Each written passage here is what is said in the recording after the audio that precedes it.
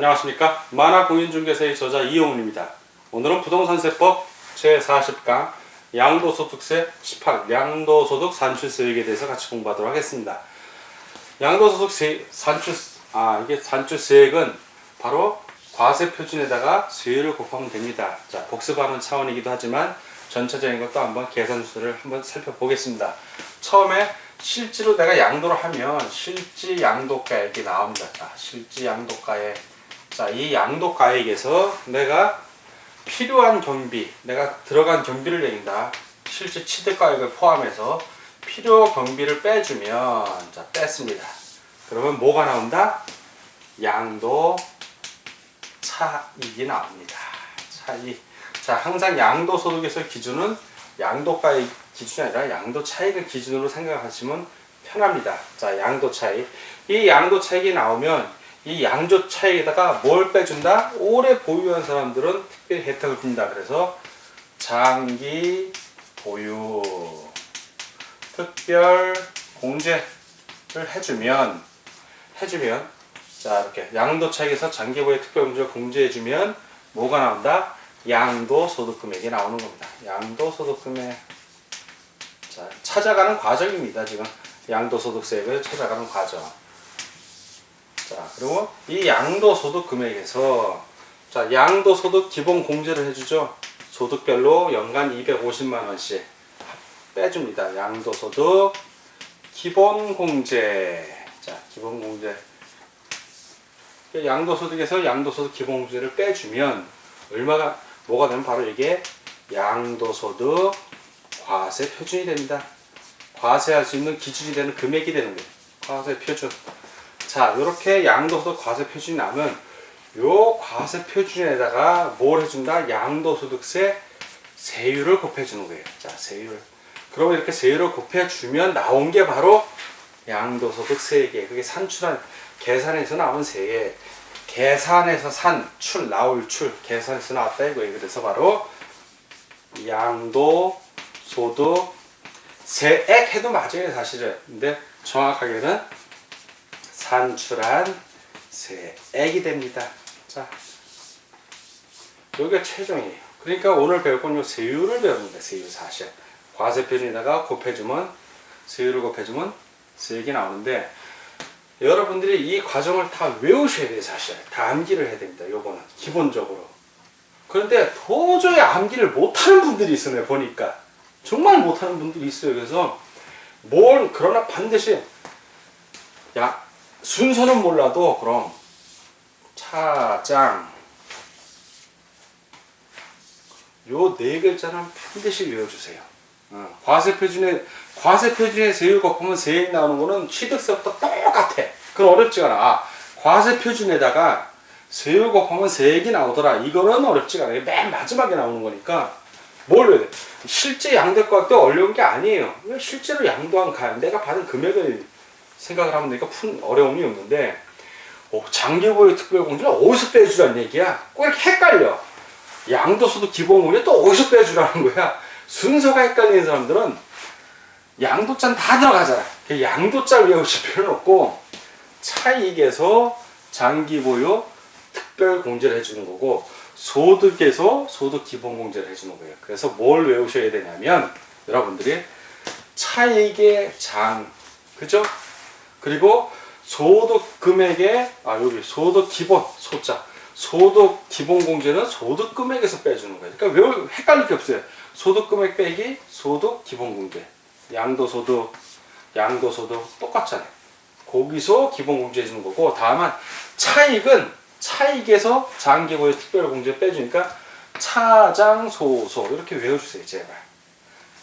나는 그렇게 안 해요. 차장소기가 더 편해요. 그러면 차장소기 이렇게 외우셔도 됩니다. 근데 확실한 건 차익에서 장기보유 특별공제를 빼줘서 소득금액이 나오니까 차장소 요 순서는 꼭 외우셔야 돼요. 차장소소 그리고 나머지 과세표준 어려운 게 없어요. 그래서 여기서 또 시험 문제 하나 잘 나오는 게 저번 시간에 일부러 설명을 안 하고 일로 넘긴 게 장기보유 특별공제 일반적인 경우에는 그 10%에서 30%였고 그리고 1세대 1주택에 한해서는 24%에서 80% 이렇게 공제를 해준다고 설명을 드렸습니다. 근데 장기 보유 특별 공제를 하지 않는 경우가 있어요. 않는 경우. 자, 이것도 시험 문제 잘 나오기 때문에 오늘 정리를 좀 하고 넘어가겠습니다. 자, 다음은 장기 보유 특별 공제를 적용한 걸 배제하는 경우를 보겠습니다.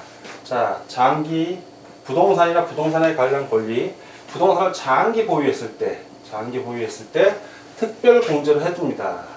특별 공제, 지금 이때 배웠죠 우리가. 특별 공제를 하는데 요 특별 공제를 적용을 하지 않아요. 적용을 하지 않아. 배제한다는 얘기는 적용을 하지 않는다는 얘기입니다. 적용이 배제되는 경우가 딱 두 개 있습니다. 옛날에 많았는데 지금 다 풀어줬어요. 딱 두 가지인데 첫 번째가 비사업용 토지입니다. 비사업용 토지. 즉 토지를 활용하라는 얘기죠. 그냥 토지를 갖고 있지 마라. 토지를 갖고 있으면 농사라도 짓든 토지를 비사업용으로는 나대지로 놀리지 마라. 이 얘기입니다. 자, 두 번째는 비사업용 토지의 참고적으로 세율은 양도소득 세율은 60%입니다. 60%. 자, 두 번째는 바로 미등기 양도자산입니다. 등기를 한 거에 한해서만 장기보유 특별공제를 해주지 등기를 안 하면 자, 미등기 양도자산. 자, 부동산의 권리도 마찬가지. 어떤 부동산의 권리를 갖고 있다가 양도하면 등기를 하지 않는 것, 등기 의무가 있는데 안 한 경우를 얘기하는 겁니다. 등기 의무가 있음에도 안 한 경우에는 장기 보유 특별 공제를 해주지 않겠다. 그래서 미등기 양도자산은 세율이 제일 세죠. 양도소득세 세율이 요거는 70%입니다. 70%. 그래서 걸리면 70% 돼야 되는 거예요. 거기다가 세금을 신고하지 않았기 때문에 신고하지 않은 거에 대한 가산세까지 물립니다. 이 경우에는. 그러니까 여러분들 꼭 등기할 게 있으면 반드시 등기하고 보유했다가 양도하는 거를 꼭 유념해 주시기 바랍니다.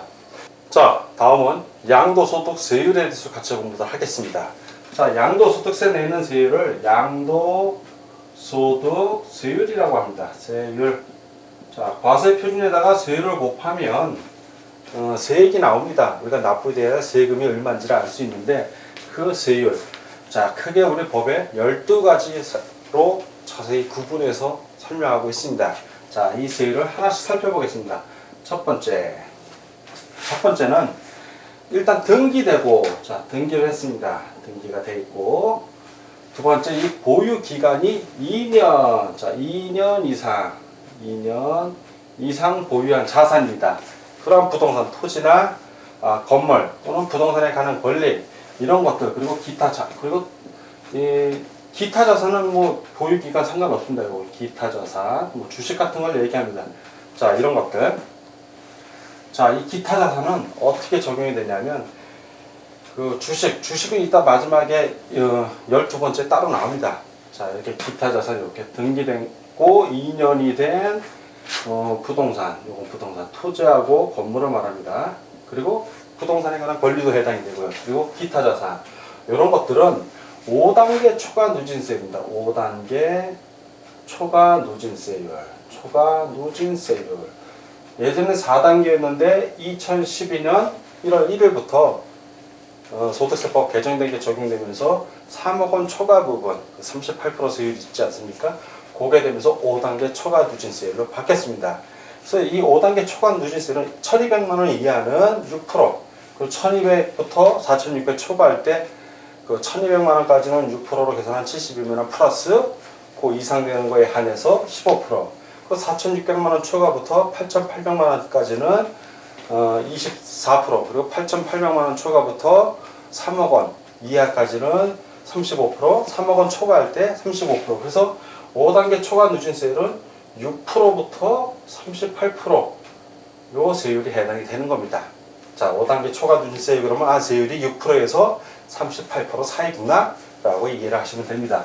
자, 두 번째 이제 쭉 살펴볼 텐데, 자, 두 번째는 그 등기되고, 자, 또 역시 꼭 등기가 돼야 됩니다. 미등기 자산은 이따 따로 나옵니다. 등기가 일단 돼야 되고, 1년 이상, 자, 1년은 넘는데 2년은 안 돼. 2년 미만, 1년에서 2년 사이란 얘기죠. 1년 이상, 2년 미만인 경우.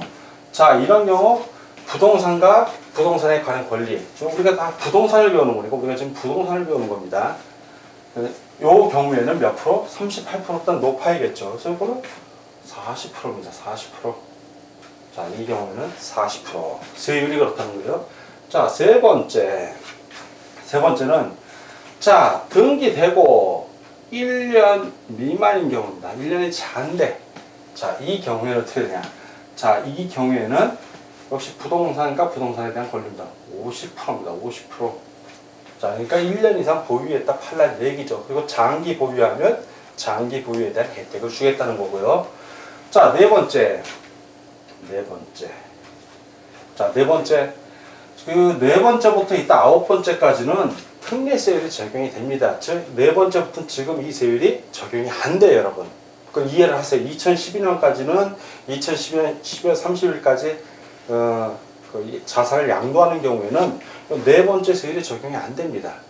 특례세율로 적용이 돼갖고 그 6%에서 38% 이게 적용이 돼요, 사실은. 그렇지만 법에는 나와 있으니까 일단 설명을 해주고 일단 마무리할 때 다시 한번 설명을 해주겠습니다. 자, 네 번째 거. 그 1세대 3주택. 자, 1세대가 3주택 이상을 보유한 겁니다. 1세대 3주택 이상을 보유한 경우. 자, 이 경우에 세율이 60%입니다. 그러나 현재는 특례세율이 적용이 돼서 2012년 12월 30일까지 양도하는 경우에는 이거 등기되고 2년 이상 보유했다면 5단계 초과 누진세율이라는 거 꼭 기억해 주십시오. 자, 다섯 번째는 1세대가 그 주택가 조합원일 수가 있잖아요. 그래서 그 주택가 조합원 입주권을 보유한 경우인데 주택수하고 조합원 입주권을 합친 게 3 이상인 경우겠죠. 3 이상. 그게 세 주택이랑 마찬가지죠. 자, 이 경우에 해당이 되는 겁니다. 이때 역시 3주택은 똑같아요. 60% 세율이 적용이 됩니다. 자, 여섯 번째는 1세대가 2주택에 해당이 되는 겁니다. 2주택. 1세대 2주택. 자, 이 경우에는 이것보다 좀 낫겠죠. 3주택보다는 2주택이니까 50%. 자, 일곱 번째는 1세대가 주택과 조합원 입주가 합쳐서 2개 이상. 자, 합쳐서 2개 이상. 2주택에 해당하는 건 똑같습니다. 이 경우도. 자, 그래서 이 경우에도 세율은 50%입니다. 50%. 자, 여덟 번째. 비사업용 토지. 자, 비사업용 토지. 이게 자연기 보유 특별공제 제외되는 거라고 했죠. 이거는 비사업용 토지. 자, 비사업용 토지는 세율이 60%입니다. 60%. 자, 그리고 아홉 번째. 비사업용 토지 과다 보유 법인 주식입니다. 자, 비사업용 토지 과다 보유 법인 주식. 자, 이 경우에는 세율이 60%입니다. 60%. 자, 그리고 11번째가 있겠죠. 10일. 자, 10일. 마지막 10일은 좀 칸이 적으니까 여기다 적겠습니다. 10일. 이게 바로 미등기 양도자산이 10이요. 10입니다. 미등기. 등기하지 않고 양도하는 자산. 미등기 양도자산. 이게 세율이 제일 세죠. 이거 무섭습니다. 이거 70%입니다. 70%. 자, 70%. 자, 그리고 이제 11번째가 특례세율이나요. 특례세율. 특별히 규정한 거예요. 예, 특별하게 어떤 특례. 이 사례 중에 몇 가지만 특별하게 찝어서 세율을 따로 규정하겠다 이 소리입니다. 특례세율. 그래서 이 특례세율은 언제까지 양도하는 자산? 2012년 12월 31일까지 양도하는 자산에 한해서 특례세율을 주는데 어떤 자산이냐? 그 특례세율이 적용되는 자산은 바로 4번에서 9번까지예요. 이 미등기를 뺀 여기서부터 4번부터 9번에 해당하는 자산을 2012년 12월 31일까지 양도했을 때는 이 세율을 적용을 안 한다는 얘기입니다. 이 세율을 적용을 안 하고 특례로서 따로 세율을 정한 거예요. 특례로서. 자, 늘릴까요? 내릴까요? 제일 센 게 미등기 양도자산인데 그거보다 올릴 수 없죠. 내려준다는 얘기예요. 자, 내려준다는 얘기입니다. 어떻게 내려주냐면 바로 이거 5단계 추가 누진세율을 기준으로 한다는 거예요. 5단계 추가 누진세를 기준으로 하는데 그러니까 3년 이렇게 등기되고 2년 이상이면은 이 5단계 초과 누진세율이 적용되는 거고 등기되고 1년에서 2년이면 그런 부동산은 40%. 네, 40%. 그리고 보유기간 1년 미만인 경우에는 50%. 요 1, 2, 3을 적용하겠다는 겁니다. 1, 2, 3을. 풍리했어요. 12월 31일까지 이렇게 세율이 높은 것임에도 불구하고 2010년 12월 30일까지 양도하는 자산에 대해서는 1번, 2번, 3번만 적용하겠다는 거예요. 그러니까 결국 이건 다 의미 없고 1, 2, 3만 적용이 되는 겁니다. 2012년 12월 31일까지는. 자, 12번째는 이제 주식이에요. 이건 부동산하고는 관련이 없지만 우리가 서비스로서 배워주는 겁니다. 주식. 부동산하고는 관련이 없습니다. 중소기업 외의 법인의 주식 등으로서 대지주가 1년 미만 보유한 주식은 30%. 그리고 중소기업 주식은 우대해주죠. 10% 세율을 낮게 측정해 줍니다. 그 외 대주주도 아니고 중소기업 주식도 아닌 경우는 20%를 합니다. 자, 20%를 하고. 자, 이렇게 해서 양도소득세를 우리가 살펴봤고, 양도소득세 결국 핵심은 1번, 2번, 3번이 되는 겁니다. 1번, 2번, 3번. 등기되고 등기한 부동산 자산에 대해서는 1번, 2번, 3번, 즉 5단계 초과된 6%에서 38%, 그리고 1년에서 2년은 40%, 1년 이하는 미만은 50%인 거. 요거만 알면 양도소득세율은 다 끝난 겁니다. 그리고 장기부유 특별공제 배제되는 거 두 가지 있었죠. 바로 비사업용 토지하고 미등기 양도장사. 요 정도만 아시면 여러분들이 세율에 대해서는 크게 양도소득세율 부분은 어려울 것이 없다 라고 생각하시고 공부하면 훨씬 재밌습니다. 자, 다음은 내가 양도를 하는데 1세대 1주택자가 3년을 보유하면 비과세 혜택을 받습니다. 그럼 3년을 보유했다는 그 기간을 어떻게 결정할 것인가? 바로 그 보유기간의 결정인데, 자, 원칙은, 자, 양도를 할 때 그 보유기간. 자, 보유기간은 취득일부터, 내가 취득한 날부터 양도한 날입니다. 취득일부터 양도일까지. 자, 취득세에서 취득일, 양도에서의 양도일. 다르지만 같은 개념입니다. 자, 갑이 있습니다. 갑이 있고 을이 있습니다. 갑이 주택을 매도했습니다. 자, 매도 다 같은 말이에요. 그리고 대금을 지급합니다. 처음엔 계약금을 지급하고, 요 과정을 보면 처음엔 계약금을 지급하고, 자, 그다음엔 중도금 지급하고, 마지막에 잔금을 지급합니다. 자, 우리 취득세 배울 때 사실상의 잔금 지급은 계약서상의 잔금 지급, 어쨌든 잔금 지급일이 취득일입니다. 이게 취득일. 근데 똑같아요. 양도소득에서는 사실상의, 이거 말만 바뀌는데 대금을 청산한 날. 자, 대금을 청산한 날이나 잔금을 지급한 날이나 다 청산되기 매일반이에요. 같은 말인데 표현이 좀 다를 뿐입니다. 자, 이렇게 돼 있으면 요 날이 무슨 날이다? 갑의 입장에서는 매도한 사람이니까 이 날은 양도일이 되는 거예요. 갑의 입장에서는 이게 양도일이고, 을의 입장에서는 이게 취득일이 되는 겁니다. 자, 그러면 갑은 양도를 하고 요 날 기준으로 해서 양도세를 계산하면 될 것이고, 을은 이 날을 기준으로 취득세를 계산하면 될 겁니다. 자, 그러면 요 날이 취득일, 취득세만 볼 때는 취득일만 보면 되는 겁니다. 그렇지만 양도소득세에서는 왜 취득일과 양도소득세는 양도일만 보면 되지 않습니까, 선생님? 그럴 수 있지만, 자, 을이 이걸 죽을 때까지 갖고 있으면 상관이 없는데 중간에 팔 수도 있고 그 자손이 팔 수도 있습니다. 그러면 시간이 흘려서 을 역시 또 양도를 할 겁니다. 양도. 자, 이때고 양도 시기가 언제냐? 바로 대금 청산일 똑같아요. 이게 반복이 되는 거예요.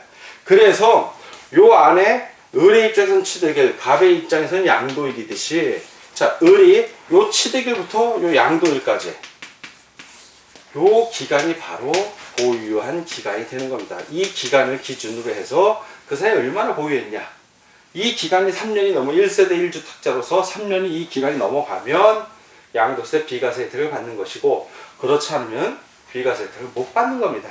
간단한 거예요. 자, 이것이 이렇고, 상속 같은 경우, 자, 상속도 가만히 생각을 해보자고요. 자, 갑이 아버지예요, 아버지. 자, 아버지가 돌아가시면서 을에게 아들입니다. 상속을 해줬어요, 상속. 그러면 아들이 이 상속을 취소한 날은, 자, 상속에 있어서는 상속을 받는 이 사람이 상속인이에요. 상속인. 상속을 받는 사람. 그러면 상속을 주는 사람은 이 사람은 피상속인이라고 합니다. 피상속인. 그러면 을은 사실 언뜻 보면 상속 개시일, 즉 아버지 돌아가신 날입니다. 상속 개시일에 해당 주택을 취득한 걸로 보이죠. 그리고 을이 언젠가 양도를 할 겁니다. 그러면 양도를 하면 이 양도한 날짜가 있을 거예요. 그럼 요 날부터 요 날까지가 아니라 이렇게 계산하지 않고 이 피상속인이 취득한 날이 있을 거예요. 피상속인이 취득한 날. 이날부터 양도인. 이렇게 계산을 한다는 겁니다. 이거는. 그래서 상속의 계산에 있어서는 피상속인이 이 자산을 취득한 날부터 상속인이 양도한 날까지 이렇게 계산을 합니다. 그 5년 이내에 이제 증여를 하는 경우에 증여 같은 경우는 자, 남편이 있습니다. 아내가 있어요. 자, 남편이 아내에게 증여를 합니다. 재산을 증여했어요. 자, 증여. 그런데 증여에 있어서는 누가 증여자고 누가 그 수증자가 되냐면 준 사람이 증여자예요. 일단 이게 증여한 사람, 증여자. 자, 이 사람은 증여를 받았어요. 그래서 받을 숫자 써서 수증자 이렇게 표현을 합니다. 자, 수증자. 그러면 딱 보면은 이 경우에는 그 증여받은 자산이 어떻게 되면 수증자가 증여받은 날이 있을 거예요. 증여 계약일이. 그때는 증여 같은 경우는 증여 계약일입니다. 증여 계약 그리고 나서 수증자가 양도를 했어요. 자, 그러면 양도를 했으면 양도일이에요. 이게 양도일. 원칙적으로는 증여 계약일부터 양도일, 즉 증여받은 날부터 양도한 날이 보유 기간인데 요 양도일이 그 증여받은 자산이 이제 소급해서 양도일로부터 소급해서 이 증여 계약일에 양도받은 날이 요게 5년 이내야. 자, 5년 이내. 요 한도 5년을 넘어가면 증여받은 날로부터 5년 후에 양도했다면 그게 보유기간이 되는데 5년 이내인 경우에는 이 증여자가 자산을 취득한 날. 자, 증여자의 자산 취득일 이때로부터 양도일까지. 자, 단서 조건이 있죠. 5년 이내인 경우에 한해서 이렇게 한다는 겁니다. 증여 계약일로부터. 상속 같은 경우는 상속 계실 아버지가 돌아가셔야 돼요. 아무 상속은 계약이라는 게 없잖아. 내가 너 주겠다라고 계약을 합니까? 상속에서 아버지가 돌아가시면 자동으로 오는 거고 유언을 쓰더라 하더라도 유언이 실행되려면 돌아가셔야 되는 거예요. 그래서 증여 상속에서는 상속 개시라고 그러지 상속 계약이라고 그러질 않아요. 상속이 시작된 날. 근데 증여는 계약이에요. 계약. 증여는 주는 거기 때문에 이 계약은 계약서 꼭 써야 계약서가 아니라 구두로도 가능합니다.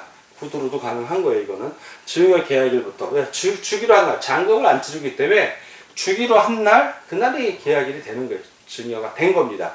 그날부터 양도일까지 5년 이내가 되는 거예요. 곧 이렇게 되는데 요 증여 계약부터 양도일이 5년 이내인 경우에는 증여자가 자산 취득한 날부터 계산을 해준다는 겁니다. 그렇게 되면 보유기간이 길어지죠. 보유기간을 좀 늘려줌으로써 그 사람이 양도세 낼 때 감면을 할 게 있으면 감면하고 또 비과세할 부분이 있으면 비과세 해주겠다라는 겁니다. 자, 그리고 뭐 법인이 분할 합병, 새로 주식을 취득하는 경우에는 분할이나 합병 등으로 그때는 분할이나 합병 이전에 그 주식 취득일로 보고 양도일로 보는 겁니다. 자, 그럼 다음 시간에 뵙도록 하겠습니다. 감사합니다.